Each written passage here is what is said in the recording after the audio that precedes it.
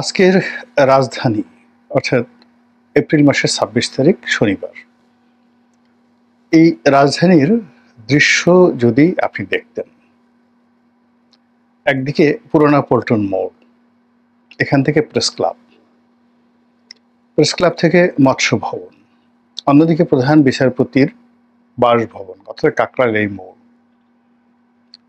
এখান থেকে ঘুরে আপনি ইন্টারকন্টিনেন্টাল হোটেলে যে সাকুরা বার আছে,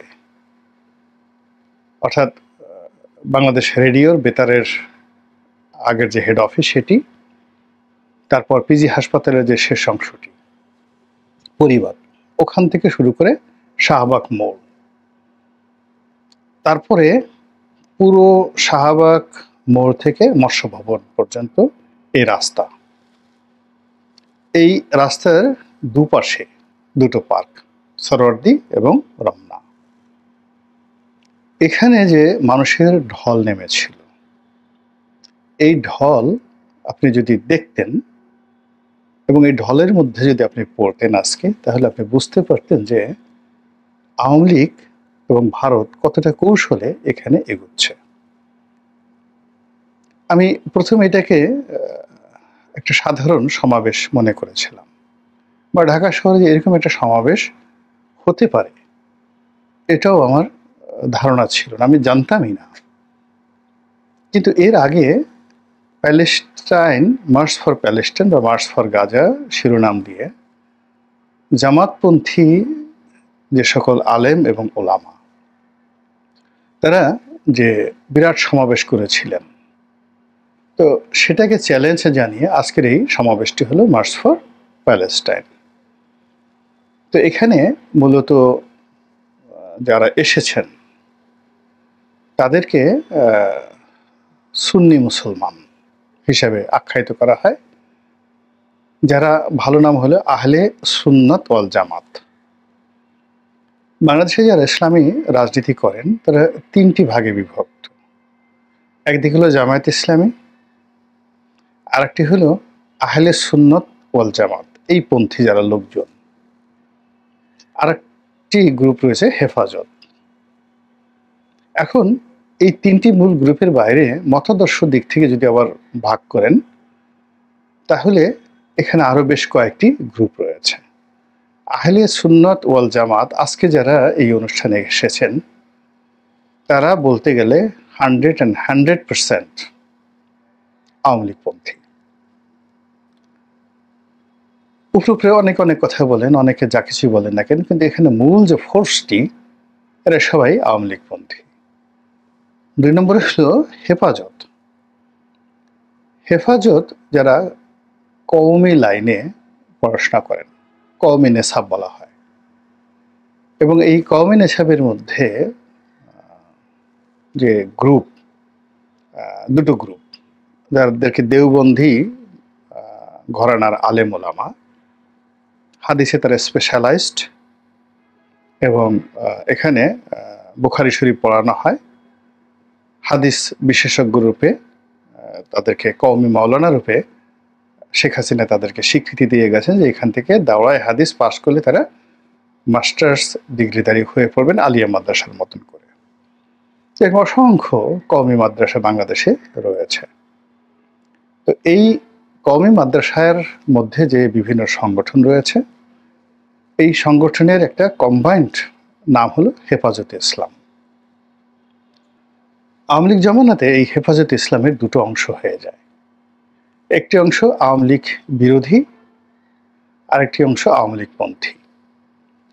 এবং পুরো সময়টি জুড়ে আওয়ামী লীগপন্থীরা এখানে আধিপত্য বিস্তার করে হাটহাজারী মাদ্রাসাকে কেন্দ্র করে, এবং এখনো পর্যন্ত তাদের সেই আধিপত্যটা রয়েছে। এবং ঢাকাতে লালবাগ, যেটা মুফতি ফজলুল হক আমিনী, এই লালবাগ মাদ্রাসা, এইটাও আওয়ামী লীগপন্থী হেফাজতের নেতারা দখল করে রেখেছিল। আওয়ামী লীগের পতনের পরে চট্টগ্রাম কেন্দ্রিক যে হেফাজত নেতৃবৃন্দ রয়েছেন, তারা তাদের অবস্থানে অটুট আছেন। লালবাগের নেতৃত্বটা এখন চলে এসেছে হেফাজতের এই আওয়ামীপন্থী গ্রুপ, কিন্তু এই গ্রুপটি এখনো পর্যন্ত রাজনৈতিকভাবে নিষ্ক্রিয়, তারা স্বতন্ত্রভাবে দাঁড়ানোর চেষ্টা করছেন। কিন্তু এই গ্রুপের মধ্যে ৩টি আবার উপগ্রুপ রয়েছে। মামুনুল হকের একটা গ্রুপ রয়েছে যার একটা রাজনৈতিক পরিচয় রয়েছে। খেলাফত আন্দোলন নামক তার একটা সংগঠন রয়েছে, তার বাবা যেটা করতেন, খেলাফত মজলিস বা খেলাফত আন্দোলন এরকম।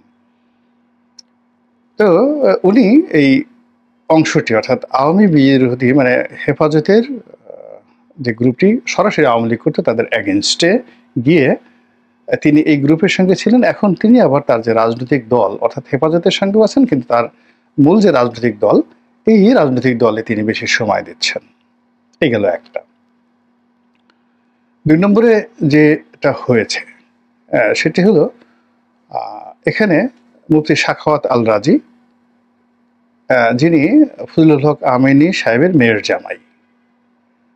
তো তার সঙ্গে আবার দেখা গেল যে আমিনী সাহেবের ছেলেদের সম্পর্ক ভালো যাচ্ছে না। তো ওনার সাথে ফজলুল হক আমিনী সাহেবের ছেলে মামুনুল হক এবং মুফতি এজাহার সাহেব আছেন চট্টগ্রামে, তার ছেলে মুফতি হারুন এজাহার। এদের ৩ জনের ব্যক্তিগত বন্ধুত্ব রয়েছে এবং তারা এখনো পর্যন্ত বিএনপিও পন্থী নন, কোনো পন্থী নেই, কিন্তু তারা একটা শক্তি। তো যা হোক, এখন যেটি হয়ে গেছে সেটি হলো ওই যে ইসলামপন্থী যারা করেছেন, যাকে বলা জামাতপন্থী যারা করেছেন, তাদেরকে কাউন্টার দেওয়ার জন্য আজকে যে সমাবেশটি হলো আহলে সুন্নাতুল জামাত। আহলে সুন্নাতুল জামাত এরা করেছেন, এদের মধ্যে আর কোনো গ্রুপ নাই, এদের মধ্যে ম্যাক্সিমাম মাইজ ভান্ডারি, এনায়েতপুরি, আটরশি, ফুলতলি পীর সাহেব, মানে যাদের তরিকা রয়েছে, সিলসিলা রয়েছে, মাজার রয়েছে, তারপরে যারা পীর মোর্শেদ এই জিনিসগুলোতে বিশ্বাস করেন, তারা আজকে বাস ভরে ভরে এসেছেন। যদিও ঠিক এই তরিকার মধ্যে চরমোনাই পড়ে, কিন্তু চরমোনাই এখানে আসেনি, ওটা আবার আলাদা একটা গ্রুপ হয়ে গেছে, একটা স্বতন্ত্র একটা গ্রুপ হয়ে গেছে। এক পক্ষ জামাত করলো, জামাতের কাউন্টার আজকে এটা করলো, যেটা আওয়ামী লীগের একটা শোডাউন হয়ে গেল। এই জামাতের তার সাথে যেমন বিএনপির কোনো সংযোগ ছিল না, আজকেরটার সাথেও বিএনপির কোনো সংযোগ নেই। এরপরে আগামী শনিবার ৩ তারিখে সম্ভবত সেটা দেখেছে হেফাজত, এবং এখানে হেফাজতের যে গ্রুপটাই আসুক না কেন, এখানে 2 গ্রুপটাই আসবে। শুধুমাত্র চিহ্নিত আওয়ামী যে সকল লোকজন একেবারে নেতৃত্বের পর্যায়ে ছিল, যেমন মুফতি শফি সাহেবের ছেলে, আল্লামা শফি সাহেবের ছেলে মুফতি ফয়জুল্লাহ, ওনারা হয়তো আসবেন না, কিন্তু তাদের লোকজন আসবে। এবং হেফাজতের নামে যে সমাবেশটি হবে সেটিও বিরাট এবং ব্যাপক সমাবেশ হবে। ওর মধ্যে ধরে রাখেন 60 or 70% আওয়ামী লীগের লোকজন 2টো সমাবেশ করে ফেলল। আচ্ছা, এরপর যখন এরকম সমাবেশ হবে, চরমোনাই তো বসে থাকবে না, তারা বলবে জামাত করলো, হেফাজত করলো, আমাদেরই বা লব কম কিসে, তারা তো ইজিলি এইখানে 8-10 লাখ লোক ঢাকা শহরে তারা সমাবেশ করতে পারে এবং তাদের সেই শক্তি জানান দিতে হবে। এবং আপনারা জানেন যে চরমোনাইয়ের বিরুদ্ধে অনেকের অভিযোগ ছিল যে সরকারের সঙ্গে, অর্থাৎ আওয়ামী লীগ সরকারের সঙ্গে তাদের একটা সখ্যতা রয়েছে, এবং এজন্য পুরো জামানাতে সবার প্রতি দমন পীড়ন হয়েছে, সবাই জেলে গেছে, কিন্তু এই দলের কোন নেতাকে জেলে নেওয়া হয়নি। তাদের উপর শুধুমাত্র একটা জুলুম হয়েছে, সেটা হলো সেই যখন চরমোনাইয়ের পীর সাহেবের যে ছোট ছেলে, এখন যিনি নায়েবে আমির সম্ভবত, তিনি যখন বরিশাল সিটি কর্পোরেশন নির্বাচনে দাঁড়ালেন, তো সেখানে বোধ হয় সরকারের পক্ষ থেকে একটা গ্রিন সিগন্যাল ছিল তাকে ছেড়ে দেওয়া হবে, কিন্তু স্থানীয় আওয়ামী লীগ সেটা ছাড় দেয়নি। ফলে শেখ হাসিনা ইচ্ছা থাকা সত্ত্বেও তিনি মেয়র হতে পারেননি, এবং ওই সময়টাতে মারামারি কাটাকাটি হয় এবং সেখানে তিনি আহত হন, রক্তাক্ত হন। তো এরপর থেকে তিনি শেখ হাসিনার প্রতি আর বিশ্বাস আস্থা রাখতে পারেননি। এ নিয়ে তিনি শেখ হাসিনাকে অভিশাপ দিয়েছিলেন, কিন্তু দলের সঙ্গে তার যে ট্যাগ বা বদনাম, এটা থেকে বের হওয়া তার পক্ষে এখনো সম্ভব হয়ে ওঠেনি। ফলে তিনি যদি 10 লক্ষের একটা সমাবেশ করেন, সেখানে আওয়ামী লীগের উপস্থিতি প্রভাব কোন পর্যায়ে থাকবে, এই গেল একটা অংশ। এরপরে তারা যখন করবে তখন তাবলিগের লোকই করবে, তাবলিগের লোক তো বসে থাকবে না। সেখানে তাবলিগের দুটো গ্রুপ, একটা হলো সাতপন্থী আর একটা হলো জুবায়েরপন্থী। তো মাওলানা জুবায়েরপন্থী বাংলাদেশের যে গ্রুপটি আছে, এই গ্রুপটির সঙ্গে আবার এই হেফাজতের মামুনুল হক সাহেব, আল রাজি সাহেব, সাখাওয়াত আল রাজি সাহেব, মুফতি এজাহার সাহেব, এদের একটা সংযোগ রয়েছে। তো তারা একটা সমাবেশ করবেন যেখানে 50-50, সেখানে অন্তত 50% লোক আওয়ামী লীগের থাকবে। আবার যখন সাতপন্থীরা, ভারতপন্থী যারা, দিল্লি মাকরাজের অধীন যারা, দিল্লির নিজামুদ্দিনের যে তাবলিগের হেডকোয়ার্টার রয়েছে, আপনারা যারা দিল্লিতে গিয়েছেন ওখানে দেখবেন একটা স্টেশন আছে নিজামুদ্দিনের স্টেশন, মূল নাম মেহেরুলি। তো সেই মেহেরুলির অনুসারী যারা তাবলিগের লোক, তারা যে আবার কাউন্টার করেন, তারা তো 10 লাখ লোক সমাবেশ করাবেন যেখানে 100% আওয়ামী লীগপন্থী।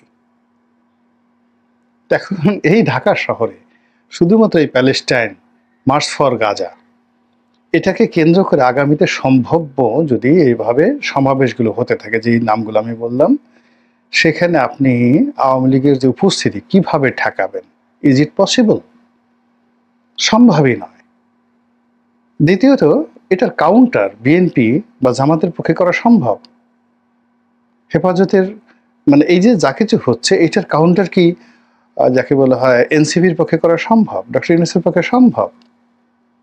ফলে আমি দেখতে পাচ্ছি যে স্পষ্টতই যে রাজনৈতিক চাল, কৌশল, পরিবেশ এবং পরিস্থিতিতে আওয়ামী লীগ যেভাবে কাজ করে যাচ্ছে, যেভাবে ভোল পাল্টাচ্ছে, যেভাবে বিভিন্ন পোশাক, বিভিন্ন সুরতে তারা এই শহরে, নগরে, মহানগরে আবির্ভূত হচ্ছে, এটি ঠেকানো তো যাচ্ছেই না, বরং ক্রমশ ডে বাই ডে বেড়ে যাচ্ছে। কাজেই আপনারা যারা বড় বড় কথা বলেন, আওয়ামী লীগ বিরোধী কথা বলেন, আমি যে কথাগুলো বললাম সেটার অ্যাগেনস্টে একটু চিন্তা করেন, যদি যুক্তি থাকে এভাবে উপস্থাপন করেন, যাতে করে আওয়ামী বিরোধী যারা রয়েছেন তারা আরো ইন্সপায়ার্ড হতে পারে।